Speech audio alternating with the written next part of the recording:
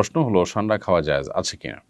একটি ভিডিও সম্প্রতি ভাইরাল হয়েছে, একজন প্রবাসী বাংলাদেশে সৌদি কফিলের জন্য সান্ডা ধরছেন। প্রশ্ন হলো সান্ডা খাওয়া জায়েজ আছে কিনা। সান্ডা সাধারণত মরুভূমিতে হয়ে থাকে এবং এটি সরীসৃপ প্রজাতীয় একটি প্রাণী, দেখতে গুই সাপের মতোই অনেকটা। এই সান্ডা, এটাকে কোরআন এবং হাদিসের ভাষায় দব বলা হয়, এখনও আরব দেশগুলোতে এটাকে দব বলা হয়। এই সান্ডা খাওয়ার ব্যাপারে 3 ধরনের হাদিস পাওয়া যায়। 3 ধরনের হাদিসই আসলে বিশুদ্ধ। একটা হাদিসে নিষেধাজ্ঞা প্রমাণিত হয়, এক হাদিসে রান্না করার পরে ফেলে দেওয়ার কথা প্রমাণিত আছে, আবার কোনো কোনো হাদিসে নবীজির সামনে সাহাবায়ে কেরামের খাওয়ার কথা বর্ণিত হয়েছে। তো এ সম্পর্কে নিষেধাজ্ঞার হাদিসটি বর্ণিত হয়েছে আবু দাউদে, যিনি বর্ণনা করেছেন আব্দুর রহমান ইবনে শিবিল রাহিমাহুল্লাহ, যে হাদিসটিকে ইবনে হাজার আসকালানি রাহিমাহুল্লাহ হাসান বলেছেন। সেই হাদিসটির ভাষ্য হলো যে নাহান নবী সাল্লাল্লাহু আলাইহি ওয়াসাল্লাম আন আকলি লাহমিদ দব, নবী সাল্লাল্লাহু আলাইহি ওয়াসাল্লাম দব বা সান্ডার গোশত খেতে নিষেধ করেছেন। এটা পরিষ্কার নিষেধাজ্ঞা। আরেকটি হাদিস বর্ণিত হয়েছে মুসনাদে আহমদে, যেটিকে ইমাম ইবনে হাজাম এবং ইমাম আইনি এবং শাওকানি রাহিমাহুল্লাহ তারা সহিহ বলেছেন। হাদিসটিতে নবী করিম সাল্লাল্লাহু আলাইহি সাল্লামের উপস্থিতিতে সাহাবায়ে কেরাম কোনো একটা জায়গায় গিয়ে সেখানে প্রচুর পরিমাণ দব দেখতে পেলেন। সেই দবগুলো তারা ধরে রান্না করেছেন। এরপর নবী করিম সাল্লাল্লাহু আলাইহি সাল্লাম বনী ইসরাঈলের একটি প্রাণী বিশেষ, যেটা আকৃতিকে বিকৃত করে দেওয়া হয়েছে শাস্তিস্বরূপ, সেটা হওয়ার আশঙ্কা নবী সাল্লাল্লাহু আলাইহি সাল্লাম করে সেটি ফেলে দিতে বললেন। সাহাবায়ে কেরাম সেটি ফেলে দিয়েছেন, পরে তারা আর খাননি। আরেকটি হাদিস বর্ণিত হয়েছে আব্দুল্লাহ ইবনে আব্বাস রাদিয়াল্লাহু তাআলা আনহু থেকে, সেটি সহিহ মুসলিমে বর্ণিত হয়েছে এবং সেখানেও দেখা যায় যে নবী করিম সাল্লাল্লাহু আলাইহি সাল্লামের সামনে সাহাবায়ে কেরাম খাবার খাচ্ছিলেন এবং সেখানে বিভিন্ন আইটেম ছিল, দব ছিল। তো অন্যরা খেয়েছেন, নবী সাল্লাল্লাহু আলাইহি সাল্লাম সেটি খাননি, পরিহার করেছেন। তো 3 নম্বর হাদিস থেকে অনুমোদন বোঝা যায়। এসব হাদিসগুলোই বিশুদ্ধ এবং এসব হাদিসগুলোকে সামনে রেখে পৃথিবীর সংখ্যাগরিষ্ঠ ওলামায়ে কেরাম বা বেশিরভাগ ইমামগণই দব খাওয়াকে জায়েজ বলেছেন। আর হানাফি মাযহাবের ওলামায়ে কেরাম এটিকে মাকরুহ বলেছেন, অপছন্দনীয় বলেছেন। মাকরুহ বলার ক্ষেত্রে আবার অনেক ওলামায়ে কেরাম মাকরুহ তাহরিমি বলেছেন, কেউ তানজিহ বলেছেন হানাফি ওলামাদের মধ্য থেকে। তো বেশিরভাগ ওলামায়ে কেরাম এটি খাওয়াকে জায়েজ বলেছেন। কারোর রুচিতে না বাদলে তিনি না খেলেন, সেটি সম্পূর্ণ ভিন্ন বিষয়। জেহাদউদ্দিন আপনি লিখেছেন, বর্তমান সমাজের অনেক পরিবারে শাশুড়ি ও বউয়ের মাঝে কলহ লেগে থাকে, এ ধরনের সমস্যার সমাধানের উপায়টা কি?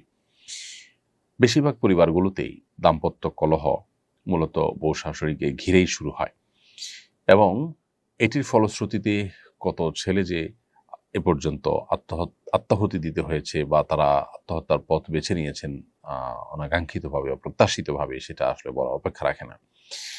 তো বউ শাশুড়ির মাঝে যে কলহ, এই কলহ দূরের উপায়টা কি? এটা দূরের উপায় হলো, প্রত্যেকটা মানুষের দায়িত্ব আছে, তার কর্তব্য আছে এবং তার অধিকারের সীমারেখা আছে। এটার জানাশোনা বাড়াতে হবে, এটার আলাপচারিতা বাড়াতে হবে, সচেতনতা সৃষ্টি করতে হবে। আমাদের দেশে যারা মারা সন্তানকে অনেক বেশি ভালোবাসেন, সবার চেয়ে বেশি ভালোবাসেন সন্দেহাতীতভাবে। কিন্তু এই ভালোবাসার কারণে সন্তানকে অনেক সময় মা এমন বেশি আগলে রাখেন, যেটা আসলে মা হিসাবে তার অধিকারের সীমা ছাড়িয়ে চলে যায়। যেমন বিয়ের পর ছেলে তার স্ত্রীকে নিয়ে সংসার যখন করা শুরু করে, অনেক মা চান যে প্রত্যেকটা বিষয়ে তার সাথে কথা বলা হবে, তিনি সবকিছু শুনবেন, বলবেন। এটা অনেক ক্ষেত্রেই বাড়াবাড়ি। মায়েদের এটা বোঝা উচিত। সন্তান যখন বড় হয় তখন তার নিজস্ব মতামত সৃষ্টি হয়। যখন তিনি বিয়ে করেন তখন তার সাথে তার স্ত্রীর মতামতে সে যুক্ত হয়। এখানে মা অবশ্যই তাকে গাইড করবেন, তাকে পরামর্শ দিবেন, মতামত দিবেন। মায়ের অবশ্যই চাওয়া থাকতে পারে, কিন্তু সেটার একটা সীমা রেখা থাকতে হবে। ধরুন ছেলে উপার্জন করছে, ছেলে উপার্জন করার পর ছেলের উপার্জনকে কে নিয়ন্ত্রণ করবে? স্ত্রী চান তিনি নিয়ন্ত্রণ করবেন, মা চান তিনি নিয়ন্ত্রণ করবেন। আর শরিয়ত চায় যিনি উপার্জন করছেন তিনি তার উপার্জনকে নিয়ন্ত্রণ করবেন। সন্দেহাতীতভাবে মায়ের প্রতি রেসপেক্ট থাকবে, মায়ের পরামর্শকে সর্বোচ্চ আমল নেওয়ার চেষ্টা করবেন, আর স্ত্রীর যা পাওনা প্রাপ্য আছে সেগুলো দিবেন এবং তিনিও কোনো যৌক্তিক পরামর্শ দৃষ্টিকে আমল নেওয়ার চেষ্টা করবেন। কিন্তু দিন শেষে সিদ্ধান্ত নেওয়ার ক্ষমতা ইসলাম দিয়েছে যিনি উপার্জন করেছেন তাকে।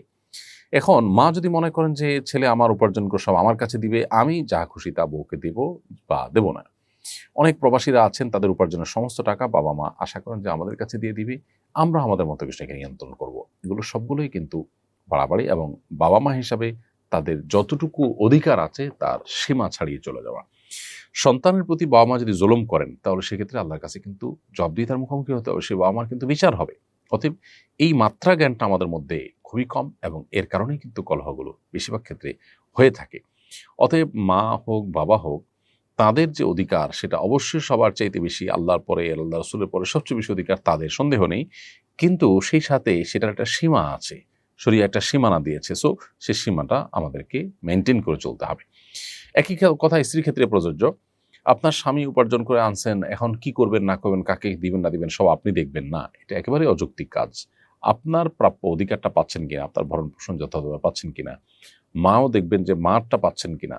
যদি নিজেরটা পান, এরপরে বাকি টাকাটা যিনি উপার্জন করছেন তার একান্ত আপনার স্বাধীন ইচ্ছা ব্যবহার করে তিনি যা খুশি করবেন, কিন্তু আপনি সেখানে শুধুমাত্র পরামর্শ দিবেন, ইনপুট দিবেন এবং দোয়া করবেন। স্ত্রীগণ যারা আছেন, যদি মনে করেন যে স্বামী ভুল পথে আছেন, তাহলে সেক্ষেত্রে আল্লাহর কাছে চোখের পানি ফেলে দোয়া করেন। আল্লাহ তো সবকিছু করতে পারেন, আপনি আপনার চেষ্টা করেন, কিন্তু এটা নিয়ে ঝগড়াঝাটি করে বাড়াবাড়ি করে মনোমালিন্য তৈরি করলে তা কারোর জন্য কল্যাণকর হয় না। অতএব এই যে আমাদের যার যার পাওনার সীমারেখা, এটা আমাদের বোঝা উচিত, এবং সেই সাথে দুনিয়া দিন শেষে এখানে আমাদের চাওয়াগুলো সব পূরণ হয়ে যাবে। আমি যা চাইবো সব আমার মন মতোই হতে হবে, না হলে আমি ডিপ্রেসড হয়ে যাব, আমি অনেক বেশি অস্থির হয়ে যাব। এটা একেবারেই একজন ইমানদারের সাথে যায় না। বিধায় আমাদের সহনশীল হতে হবে, ধৈর্যশীল হতে হবে, তাহলে ইনশাআল্লাহ এই পারিবারিক কলহগুলো কমবে।